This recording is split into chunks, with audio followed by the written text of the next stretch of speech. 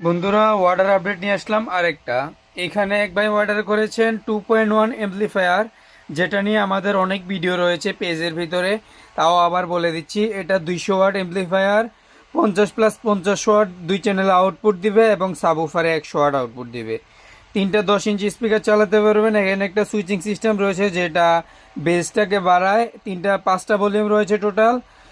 Main volume এটা, এবং treble base আর subwoofer frequency এই দুইটা। তো এখানে পুরো মডেল নাম্বারটা দেওয়াই আছে, CA3169B মডেল নাম্বার। মডেল নাম্বারটা বলবেন আমাদের।